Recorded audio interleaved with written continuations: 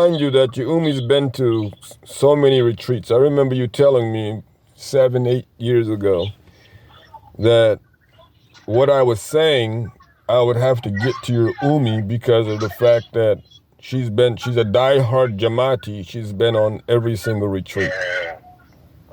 She was one of those like my Murshid that, my perfect Murshid this.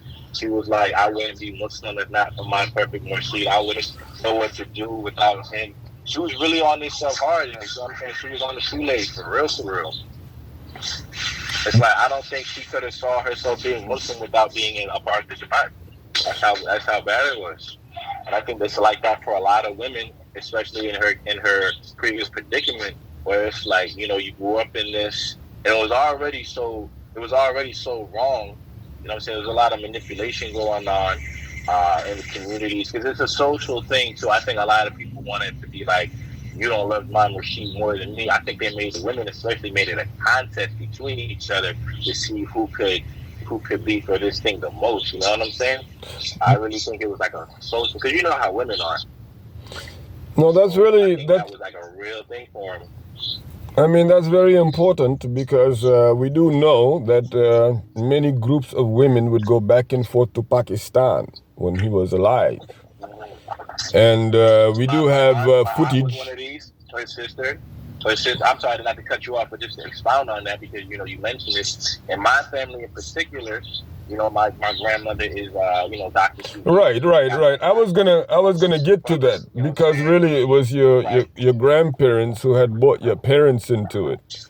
And a lot of people, when they know that the community, the TMOA community, actually extends that far back, that really makes a lot of difference to them one way or the other. But again, you were saying, in other words, your grandparents got your parents into it, and your mother To was a be more diehard. specific, right? To be more specific, my mother was grown. She was raised in it.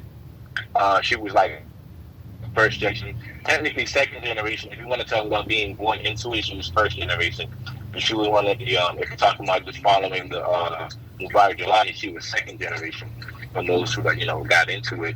My father was, I guess you could say, maybe also second or third generation because he came into it as a revert, uh, around in the early 90s. He was early 90s. He became a Muslim. He ended up finding my grandfather, and my grandfather at the time was already a part of the Jamaat, so he kind of herded him into this situation. Okay, your Not for grandfather. him, he would have still been Muslim, but he wouldn't have been a part of the Jamaat. Okay, your grandfather on your on your mother's side, Mother correct? side. On your mother's side. So your father found your grandfather on your mother's side. Well, to be more specific, he found a brother named Brother Mustafa, and I believe him and his family, they were one of the five categories. I think, if I'm right, he either falls into the category of he left or he was kicked out. Okay. Because I remember at one point him and his family, he had children.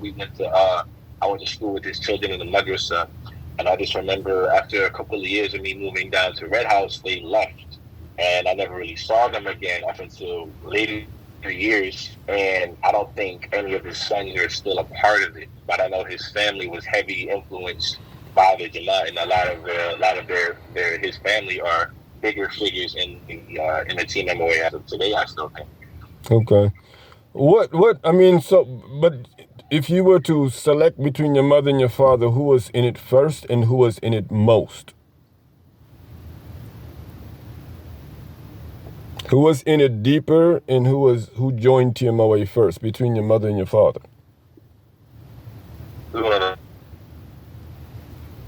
Mother and your father, who entered TMOA and was deepest into it?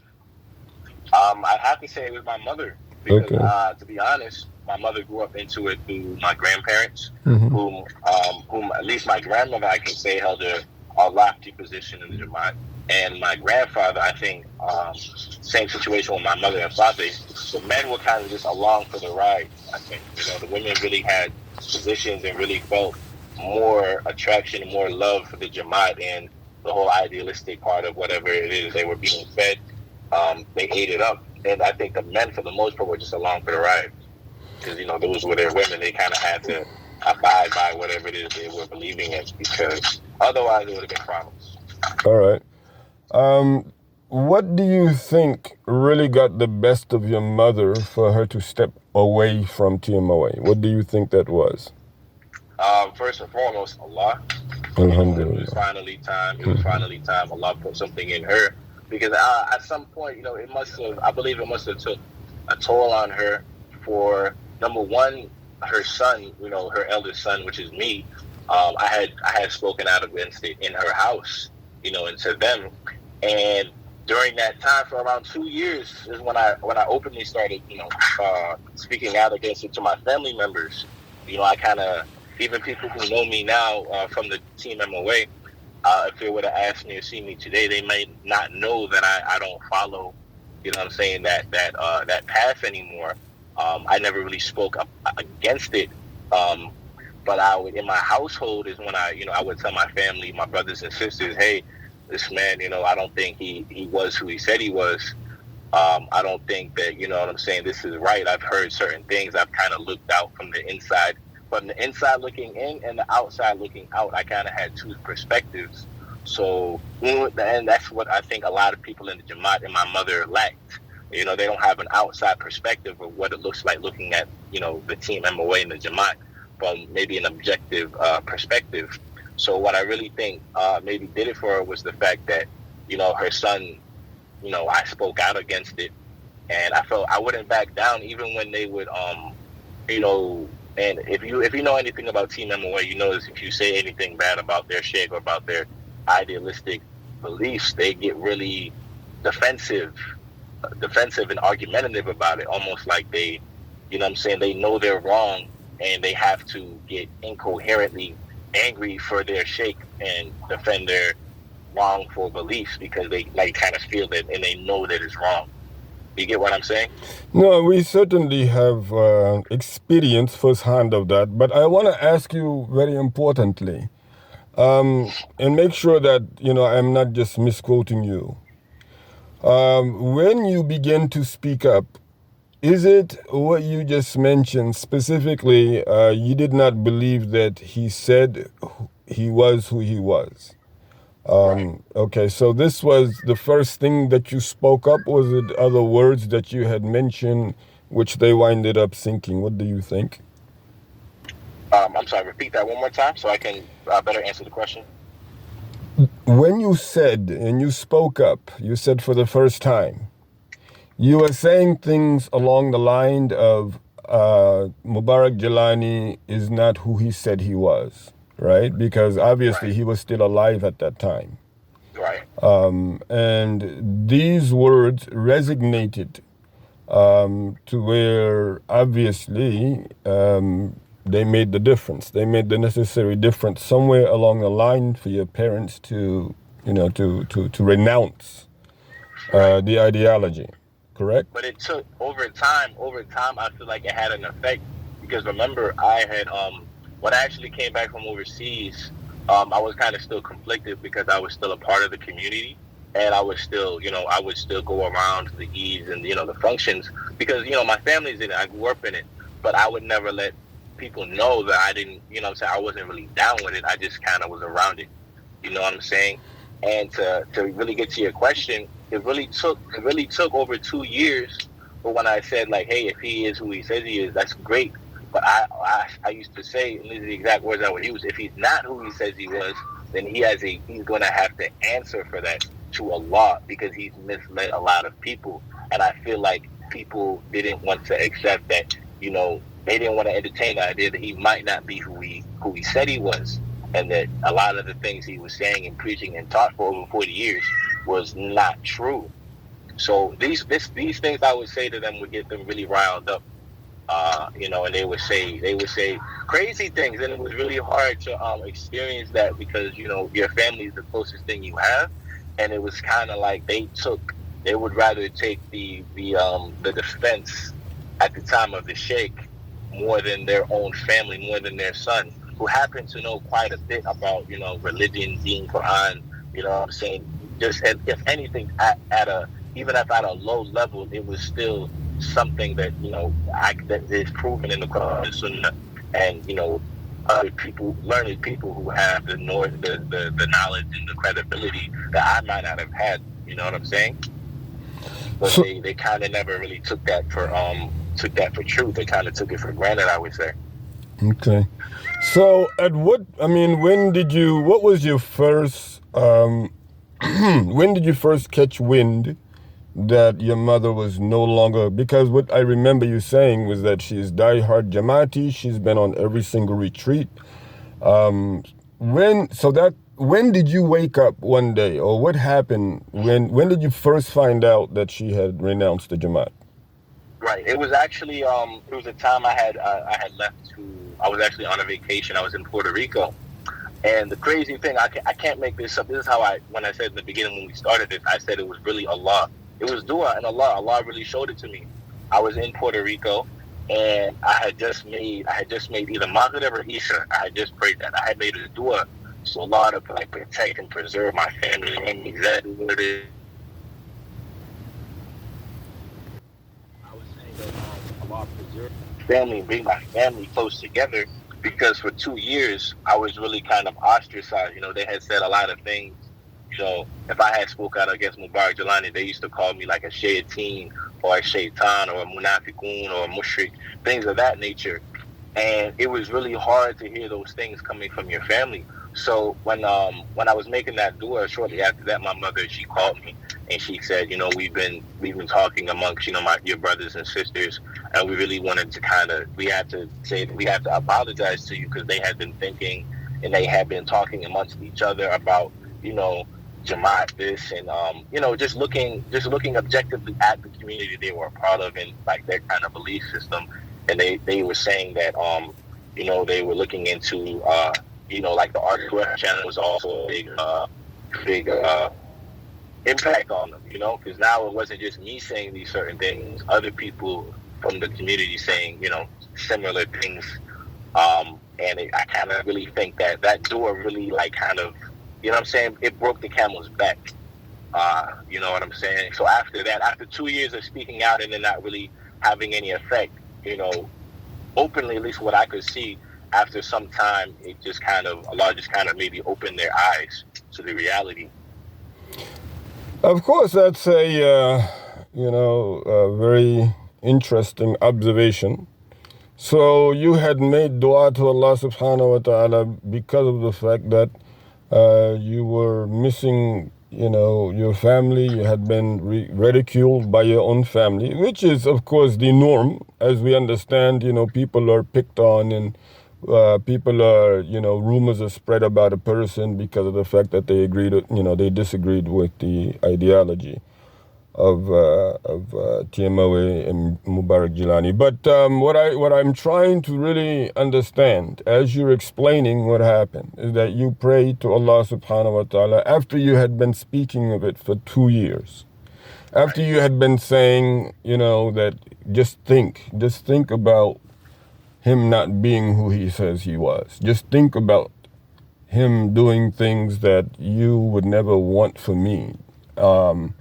After 2 years of you speaking out against how things were, saying that these things were imperfect, how could they have been, a source of perfection? Because that's what, the spiritual leader in this case, quote unquote, is called. He's perfect and things of this nature. And when you were speaking out, your own family, your own sisters, your own brothers. How many sisters do you have? 5 sisters and 4 brothers. 5 sisters and 4 brothers. They all were shunning you for 2 years. You were ostracized by your own siblings. 9 siblings ostracizing you. Minus maybe one. My brother after me.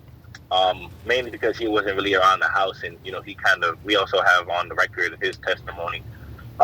But yeah, he kind of wasn't a part of that. But for the most part, all the other ones for sure, like they would, especially because they're younger. Okay. They would always, they would take the side of, oh no, me and Abu were saying this, Why are you saying something different than what they're saying? We've been in this. It has to be true. Yada yada yada. Really, just not knowing. Really, just following. Again, without being objective and actually taking the time for themselves to look at the situation. But a lot of that comes from the fact that they have no outside dealings with other Muslims or other communities. You know what I'm saying? They even themselves now haven't really studied Islam for themselves. They've just taken what other people have said for them as being true, and that can be pretty. No, it's dangerous. To be fair, Allah Subhanahu wa Taala, shuns that way of learning. You just take from whatever someone tells you or whoever they are. But moving along, I think you are on the mark when you say that R2F show did a lot of information sharing for them to discuss and open up a discussion in a mindset that will somehow, enable them to realize that they had no business ostracizing you. And I think it's very important for anyone to realize that if we really are Muslim and our deeds are done because of other than Allah subhanahu wa ta'ala, at this point, we do deeds that are not for the reward of Allah Jalla Jalaluhu, then whomever we are doing it for, we may be using them saying we're doing it for example, we're doing it for Ali radiallahu anhu, we're doing for Rasulullah sallallahu alaihi wasallam, but it does not validate any of what you're doing still. Specifically and particularly since they did not do it themselves. So what you do have and what we found, again, as you mentioned, first-hand account does say, and we do have it on record in the judicial system, that when they do catch wind of somebody speaking out against, Mubarak Gilani, they become hostile, they do become violent, and they try to get into confrontations. And again, anyone who doubts, there's plenty of, in the problem there, I would not say, incite as everyone else, but I would say it incite the fact that because of the fact that they're doing it again for other than Allah is why you got angry, other than Allah is why you are happy. That should already be a valid, line of questioning, a fact-finding effort to determine if, in fact, what you're doing is in the Jannah, is a deed of Jannah or a deed of Nar. Because the Quran does not leave out the concept of both. Neither does it leave out the path to both, the concept of both. So I think that, what you're saying is very impactful. When people do look from the outside in, or they look from within, from the outside out, even so, they do find themselves, going into this, this mindset of thinking. And as Allah Ta'ala, when Allah says, قُلْ سِيرُوا فِي الْأَرْضِ فَانْظُرُوا كَيْفَ كَانَ عَاقِبَةُ الَّذِينَ إلى آخره بعد أعوذ بالله من الشيطان الرجيم. To travel, when Allah Ta'ala says for us to travel, He wants us to look in time, travel through time. Look at those nations who came before you. He does not mean literally go to the location where Lut's people were punished. But the point is very important and very well taken. When people do not know Allah, people do not know what He actually specifies as, a means of guidance in the Quran, then they do take on ways of others that could have definitely, especially in this case of TMOA. And because we actually gave TMOA the opportunity, and they did, there was some TMOA members, as mentioned before, that did try to defend, but the defense was too weak.